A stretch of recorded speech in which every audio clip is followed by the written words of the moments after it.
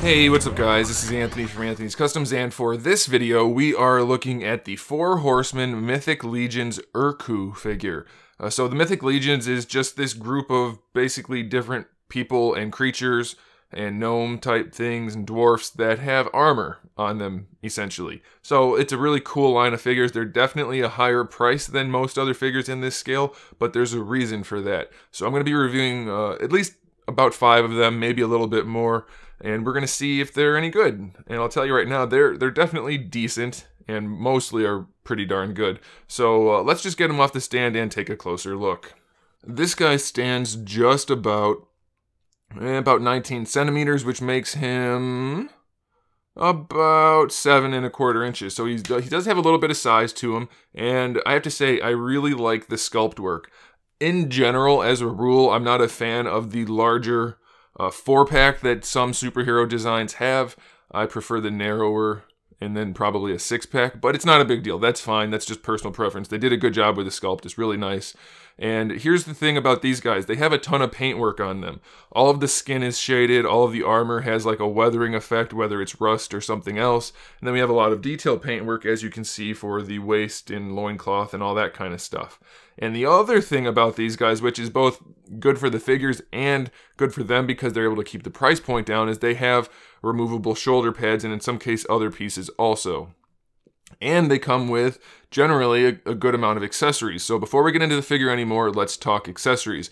They do have, or this one has this strap that goes around his torso here. And the cool thing about that strap is that on the back, if you can see right there, there is a little slot in there, and that's so that you can put weapons in there if you want to. So that's pretty cool. Now the problem is on some of them, especially this guy, he's got a giant hole in his back, which is obviously not ideal. It's a little bit of an eyesore.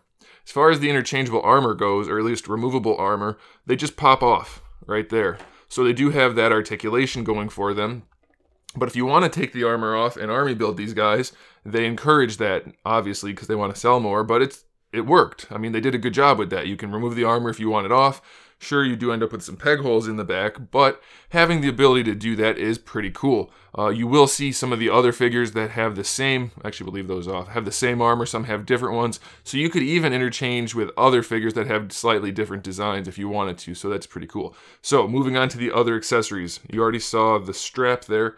You get this nice axe, which is particularly well done. They did a really good job with these accessories. So this is just like a 2-handed axe with one blade right here, obviously, and a little spike there. And if you want to, they give you the option to pop that spike off. Be careful, you don't want to break anything. It is kind of a more brittle plastic. This isn't the kind that will tear, this will crack. But you get the an alternate piece. So if you wanted to make it like more of a battle axe like that, you can do it, which I think is really cool. And that just comes in a little baggie inside the packaging. So I really like that. I think that's a really good idea. We also get a sword, which is slightly smaller, but still nicely done. I like the sculpting on it. The handle's nice, and this one's mostly just all silver, but some of the other ones have other paint jobs on them, so that's pretty cool. And then lastly for this guy, we have a large spear, which again is nicely done. So 3 weapons with an interchangeable blade and some removable armor. Not too bad. It's pretty cool. Like I said, they have a lot of shading on them, so as you can see if you look at the skin tones, they're shading throughout the entire thing, which is really nice. Now, one thing you might have noticed since I took off the armor is that he's got a second left arm in the right arm spot. Obviously, that's not intentional, so the person that bought this, who is loaning it to me to review, he's going to have to try to get that taken care of, and I'm pretty sure the Horsemen will do that. They're usually pretty good about that kind of thing, from what I understand, so not too worried about that, but obviously it's not great to have the wrong arm on the figure. As far as articulation goes, the head, it is on that kind of joint, a ball peg. So it'll move around. It's actually pretty well done on this particular guy. You can lean him side to side, up and down a little bit, and you can rotate him. It's fine. It's not great, but it's definitely okay. For the shoulder, we have our standard hinge. You get it all the way out to the side, so that's really nice. Obviously, you can go all the way down, and I love the way, sure, the shoulders look a little bit narrow, but they're actually fairly anatomically correct for an action figure. That's really good. You can bring the arms almost all the way down, so again, that's really good. and you can rotate them around, so I'm pretty happy with that. No bicep swivel at the actual bicep. I think that's okay though, because you do get the swivel down here with the hinge, so that's fine, and you can get about 90 degrees out of that, so I'm alright with it. Definitely for the sake of the sculpt, I think that's fine articulation. It definitely makes the sculpt look good.